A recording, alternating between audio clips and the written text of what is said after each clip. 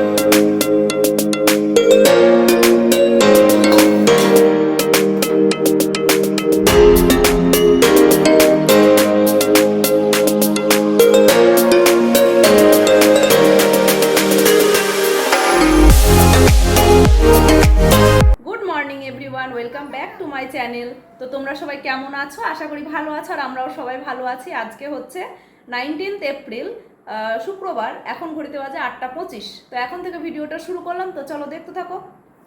সকালবেলা উঠেই রোদ দিতে শুরু করেছে, গরমও বেশ ভালোই আছে। তো পুরো 1 মাসের বেশি বাড়িতে ছিলাম না, কি যে অবস্থা ঘর বাড়ির, সে কি বলবো।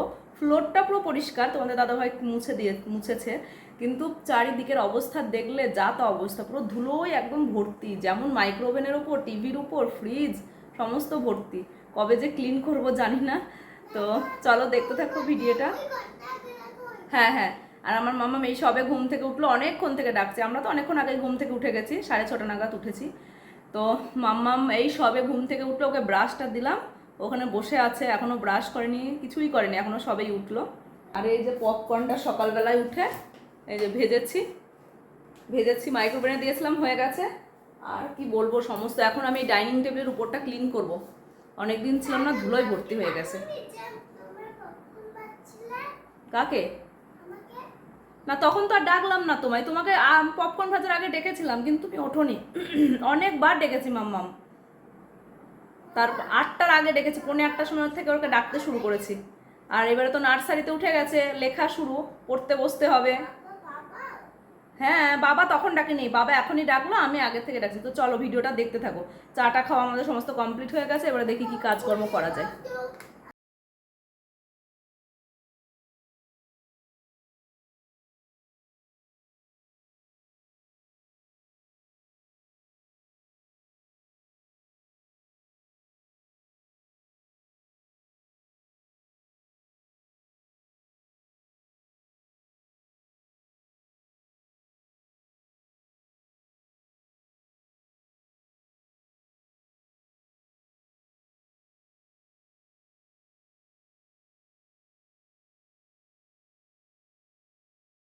তো 1 মাস বাড়ি না থাকার জন্য ঘরদোরের অবস্থা তো খুবই খারাপ, তোমরা আগের ব্লগেই দেখেছো। তো ভাবলাম চলো একটা একটা করে ঘর পরিষ্কার করা যাক। তো তারপরেই প্রথম আমি এই ডাইনিং রুমটাই ধরলাম। এটা একটু ছোট্ট ঘর ছিল, আর ভাবলাম যে এটাই আগে করি।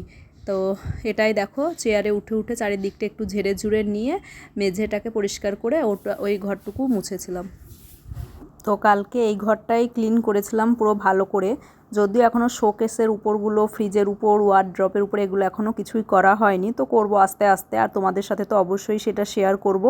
আর এই দেখো, ফ্যানটাও একটুখানি ঝুলটা ঝেড়ে নিয়েছিলাম, কিন্তু ফ্যানে না পুরো আটকে গেছে। ওটা সেই বড় টুল নিয়ে এসে ওর উপরে উঠে তারপরে কাপড় দিয়ে মুছতে হবে।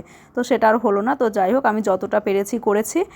আর তোমরা ভিডিওটা দেখতে থাকো, আর যারা নতুন তারা প্লিজ আমার চ্যানেলটিকে সাবস্ক্রাইব করে আমার পাশে থেকো। আর এই দেখো, মানে ঘরটা ক্লিন করার পরে না, এই যে সিঁড়িতে যখন ধুলো ময়লাগুলো তুলে বালতির মধ্যে ফেলি, তখন না কিছু ধুলো থেকেই যায়, মানে পুরোপুরিভাবে হয় না। ওই জন্য আমি শেষের দিকের কয়েকটা সিঁড়ি ধাপ আর হচ্ছে ওই জায়গাটা একটুখানি মুছে নিই, তাহলে একটু ভালো ক্লিন থাকে। নাহলে পায়ে পায়ে ওই যেটুকু ধুলো সিঁড়িতে থাকে, ওই ঘর ঝাড় দেওয়া না ঝাড় দেওয়া সমান হয়ে যায় ওগুলো। আমার একবার অবস্থা দেখো, একদম এই দেখো, জাস্ট একটুখানি ঘরটা ঝাড় দিয়েছি, একটু ঘরটা ঝাড় দিয়েছি, আর ওই সিঁড়িটা একটুখানি মুছেছি, তাতেই অবস্থা একবার দেখো। প্রচণ্ড ঘাম হয় এখানটায়, আর কলকাতায় যেটা ঘাম হয় না। কি অবস্থা দেখেছো? চলো। তোমাদের দাদাভাই যখন বাজারে গেছিলো আমি সেই ফাঁকে ওই ঘরটা ক্লিন করে নিয়েছিলাম। তো ঘরটা আমার ক্লিন করাও শেষ আর তোমাদের দাদাভাই বাজার থেকেও চলে আসলো সেই সময়ই। তো ভালোই হলো, ওদিকের কাজটা আমার হয়ে থাকলো। তো এই যে মাছ নিয়ে এসছে, চিংড়ি মাছ এনেছে, এটা কাতলা মাছ, আর এইদিকে ট্যাংরা মাছ নিয়ে এসছে। তো কালকে হচ্ছে ট্যাংরা মাছই রান্না করেছিলাম। তো এই যে এই সব মাছগুলো সব ধুয়ে ফ্রিজে রেখে দেবো। আর যে ট্যাংরা মাছটা রান্না করেছিলাম সেটা তোমাদের সাথে বললামই। আর রান্না করেছিলাম বলা ভুল, তোমাদের দাদাভাই রান্নাটা করেছিল। আমি সব জোগাড়জান্তি করে দিয়েছিলাম, ও শুধু রান্নাটা করেছিল। ওদিকে আমি মাম্মামকে স্নান করানো, তারপরে জামা কাপড় ছাদে মেলে দেওয়া আসা, আরও অনেক কাজ ছিল, সেগুলো সব করছিলাম। আমি স্নান করেছিলাম, পুজো দিয়েছিলাম, ততক্ষণে তোমাদের দাদাভাইয়ের রান্না কমপ্লিট হয়ে গেছিলো। আর কালকে রান্না করেছিলাম এই যে বড় 4 পিস মাছ রান্না করেছিলাম, তার সাথে সমস্ত ট্যাংরা মাছগুলো, এই যে সব ট্যাংরা মাছ কটা সবজি দিয়ে পাতলা করে ঝোল করেছিলাম, জিরে আদা আর টমেটো দিয়ে। খুব সুন্দর টেস্ট হয়েছিল। আর এই গরমে না কিচ্ছু ভালো লাগছে না, চিকেন তো মোটেই ভালো লাগছে না কিন্তু। আচ্ছা এই দেখো আমার যা পিছিয়ে যা, আমার মাম্মাম পুরো রেডি হয়ে গেছে। আর এখন ঘড়িতে বাজে 6:35। হ্যাঁ, আমরা কোথায় যাচ্ছি? আমার মাম্মাম বলছে দেখাবও না বলবোও না। তো আমরা যাচ্ছি স্মার্ট বাজারে, কিছু কেনাকাটি করার আছে, মাসকাবাড়ি মুদিখানার। তো যাচ্ছি, তো চলো দেখতে থাকো ভিডিওটা। রেডি হয়ে গেছি পুরো, এই যে কালো কালারের ব্ল্যাক কুর্তিটা। আর আজকে দেখো এই ঘড়িটা পরলাম, যেটা শেষ দায় এনে দিয়েছিল, এই ঘড়িটা পরলাম। তো চলো ভিডিওটা দেখতে থাকো। বাজার থেকে কী কী আনি না আনি সে তো অবশ্যই তোমাদের সাথে শেয়ার করবো। আর মাম্মাম কতটা দুষ্টু করে সেটাই হচ্ছে বলার কথা। প্রচণ্ড পরিমাণে দুষ্টুমি তো করবেই স্মার্ট বাজার গেলে। ওকে বলে নিয়ে যাচ্ছি তুই শুধু একটা আইসক্রিম নিবি, তো দেখি কি করে না করে। তো চলো, প্রচণ্ড পরিমাণে গরম পড়েছে। আর এই কালো কুর্তিটাই পরলাম, জানি গরমে কালো কুর্তি পরলে প্রচুর গরম লাগে, কিন্তু ভাবলাম থাক পরেই নি। বাড়ি থেকে বলেই নিয়ে গেছিলাম যে শুধু স্মার্ট বাজারে গিয়ে একটা আইসক্রিম নিবে, আর কিছু না, কিন্তু তো তাতেই রাজি হয়েছিল। তো ওকে আইসক্রিম কিনে দিয়েছিলাম, ও খাচ্ছে দেখো। আর আমিও নিয়েছিলাম ওই সেম আইসক্রিম, ম্যাঙ্গো আইসক্রিম, কিন্তু এত বাজে খেতে সে তোমাদের আর কি বলবো, প্রচণ্ড বাজে। তো চলো আজকের মতো এটুকুই, বাই বাই। তোমরা সবাই খুব ভালো থেকো, সুস্থ থেকো।